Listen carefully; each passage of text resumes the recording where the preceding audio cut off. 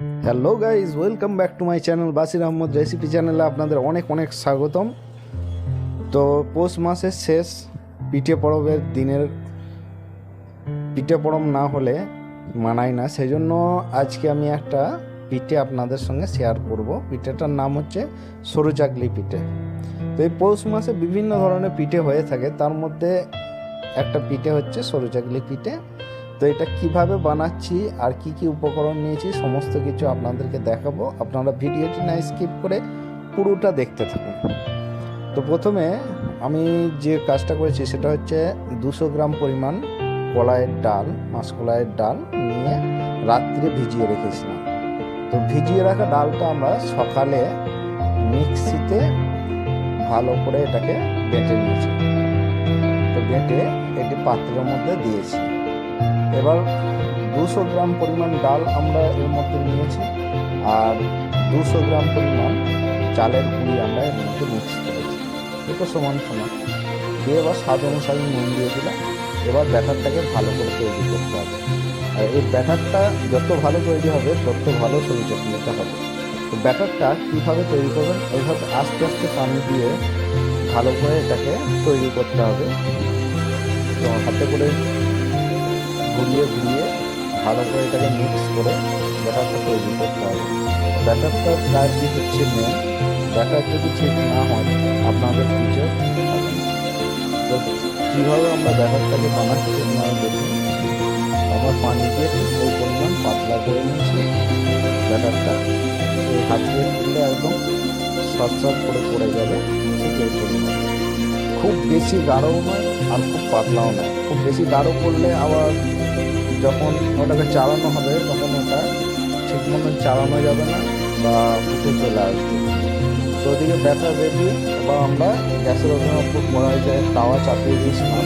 তাওয়া গরম হয়ে গেছে, ওর মধ্যে আমরা তেল লাগিয়ে নিচ্ছি। খুব ভালো করে তেলটাকে ভালোভাবে চালিয়ে লাগিয়ে নিলাম গ্যাসের মাধ্যমে। তো এবার একটি পাত্র নিয়ে আমরা ব্যাটারটাকে একটু ঘুরিয়ে নিয়ে, প্রথমে যে ব্যাটারটা আমরা দেবো সেটা একটু ভালো করে ঘুরিয়ে নিতে হবে, দিয়ে এইভাবে চালিয়ে দিতে হবে। তো আমরা প্লাস্টিকের বাটি নিয়েছি, পিছনটা প্লেনই হতে হবে। তো অনেক বিভিন্ন ধরনের প্রসেসে করে, যেমন চামচের পিছন দিয়ে করা যায়, আবার তালপাতা কেটে তালপাতার চাঁচালি দিয়েও করা যায়, আবার মাছের কাঠি দিয়েও করা যায়, আইসক্রিমের যে পাতলা কাঠিটা সেগুলো দিয়েও চালিয়ে ভালো করে করা যায়। তো যেরকমভাবে হোক চালিয়ে করতেই হবে। এই ধরনের পিঠেটা আমাকে বানাতে হবে। এবার আমরা পিঠেটা এক পিঠটা হয়ে গেছে, এবার আমরা অপর পিঠে খুব সহজে এবং খুব কীভাবে উঠে আসবে দেখতে পাচ্ছি। হালকা ব্রাউন হয়েছে। তো তখন আমরা ওটাই তুলে দিচ্ছি। আপনাদের উঠে গেছে। ব্যাটারটা সবসময় ধ্যান রাখতে হবে, ব্যাটারটা যেন বেশি গাঢ় না হয়। বেশি গাঢ় হলে কিন্তু ভালো হবে। তো এবার এটাকে আমরা এটা তুলে নিচ্ছি। অনেকে ভাগ করে তুলে নেয়, ভাগ করলেও হবে, যেরকম খুশি হোক আপনারা রাখতে পারেন। তো এবার আবার তেল লাগিয়ে নিচ্ছি, তার মধ্যে ভালোভাবে তেল লাগিয়ে নিয়েছি। আবার ব্যাটারটা দেবো। তো ব্যাটারটা দেওয়া আপনাদেরকে দেখাচ্ছি। আপনারা ঠিক এইভাবেই ব্যাটারটা ঘুরিয়ে নেবেন একটু সামান্য। তো ঘুরিয়ে খুব ভালো করে ঘুরিয়ে নিয়ে না, এবার এই বাটির মধ্যে তুলে এটাকে আস্তে আস্তে চালিয়ে দিতে হবে। এটা খুব ভালোভাবে চালিয়ে দিতে হবে। আর যত পাতলা হবে এটা তত ভালো, চালানোটা যত বেশি হবে তত জিনিসটা ভালো হবে আর খেতেও দুর্দান্ত হয়। তো এইভাবে আমরা চালিয়ে দিলাম।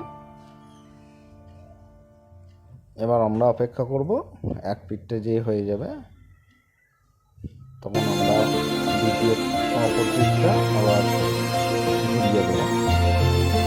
এক পিঠ আমাদের হয়ে গেছে, এবার আমরা অপর পিঠটা দিয়ে দিলাম।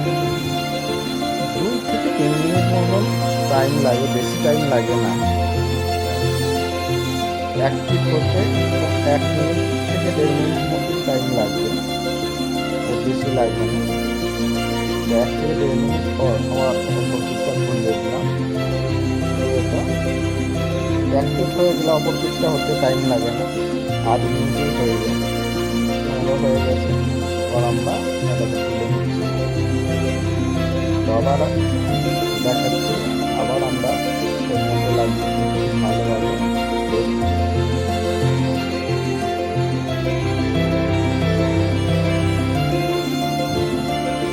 ব্যাটারটাকে ভালো করে ফেলতে দিচ্ছি, তুলে দিচ্ছি। ব্যাটারটা ভালোভাবে ফেটে এবার বাটিতে ফেলে এবার চালিয়ে দিচ্ছি।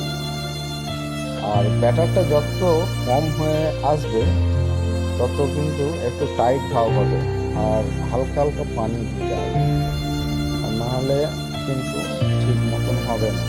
তো ঠিক যে পরিমাণ প্রথমে আপনাদেরকে দেখিয়েছিলাম ব্যাটারটা, ঠিক সেরকম একদম প্রথম থেকে শেষ পর্যন্ত সেরকমই থাকবে। তো এইভাবে বানাতে বানাতে ব্যাটারটা কমে আসবে, ব্যাটারটা কমে এলে যদি একটু টাইট করা হয়ে যায় তো সামান্য পানি দিয়ে ব্যাটারটাকে আবার পাতলা করে নিতে হবে। এই প্রসেসে আপনারা অবশ্যই ট্রাই করবেন এবং আমাদেরকে জানাবেন। আজকে এই সংক্রান্ত এই রেসিপি আপনাদের কেমন লাগলো অবশ্যই কমেন্ট করে জানাবেন। আর পোস্ট পর্বনে যে পিঠে আপনারা দেখতে পাচ্ছেন কত সুন্দরভাবে হচ্ছে। তো অবশ্যই লাইক কমেন্ট শেয়ার করবেন এবং সাবস্ক্রাইব করে বেল আইকনটি দাবাতে ভুলবেন না।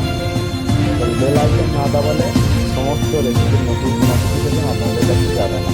তো বেল আইকনটি দাবিয়ে অবশ্যই অল অপশানটা দাবিয়ে দেবেন, তাহলে রেসিপির সমস্ত নোটিফিকেশন সঙ্গে সঙ্গে আপনাদের কাছে পৌঁছে যাবে। আপনারা দেখতে পারবেন সুন্দরভাবে আমাদের যে গ্রাম্য পদ্ধতি রেসিপি, সেই রেসিপি আপনারা দেখতে পারবেন।